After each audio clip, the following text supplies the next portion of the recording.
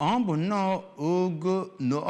ọnọdụ egosipụta nnọọ iru uju dịka ozu late brother Ikechukwu Gabriel Nwaka bụ nke niri na obodo ya bụ Ọkpụnọ etiti Abọji Ọba ma bụrụkwazị nke dị na mkpọrọchịma obodo Idemmili South n'ime steeti ya bụ Anambra. Late brother Nwaka onye nke gbara afọ 65 bụ di Ngozi Ike Nwaka na ngalaba Programs Department nke ụlọ mgbasa ozi ABS na Ọnịcha. Ifunanya Nwankwo onye nta aka anyị ga-ewetara anyị akụkọ etinye bụ mmemme elimozu ya si wee gaa.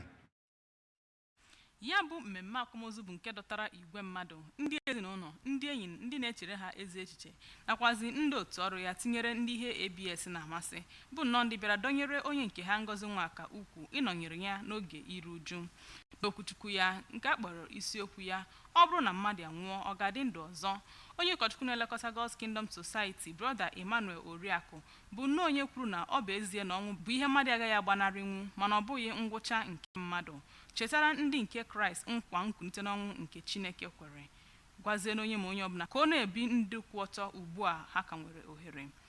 Onye jikwa Managing Director Anambra Broadcasting Service Maazị Chris Molokwu nke nọchiri anya ya si n'aka onye isi ngalaba na-ahụ maka ihe emume n'ụlọ ọrụ ABS Ọnịcha Chief Osi Nwashilo bụ nnọọ onye tiri ezinụlọ ndị be Nwaka niile aka n'obi n'ikwupụta ka o sidere ya nwanne nwoke onye alara mmụọ Chika Nwaka bụ nnọọ onye kọziri nwanne ya nwoke dịka onye dị umeala, onye na-atụ egwu Chineke, onye na-ahụrịta mmadụ n'anya ma kpọkụzie n'ụmụ ya ka ha bụrụ nnọọ ndị ga-abagide ezi ụkpụrụ ịbụ ndị nke Chineke nna ha tọhapụrụ ha. Nwa ya nwoke obere Maazị Oluchukwu Nwaka bụ nnọọ onye chetara nna ya dịka onye dị umeala, onye kụziri ha ịtụkwasị Chineke obi nakwazi ijiri udo na ịdịkọ n'otu nke ezinụlọ kpọrọ ihe. Ya bụ mmemme bụ nke ahụ sara ọtụtụ mmemme dịgasị iche iche na-emetụta n'obi, elimozu, egwu ọdịnala dịgasị iche iche nakwazi ịbịa mgbalụ.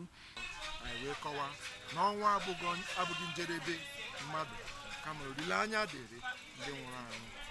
Onye ga-edu anyị duru anyị ebe ọ chọrọ anyị jee.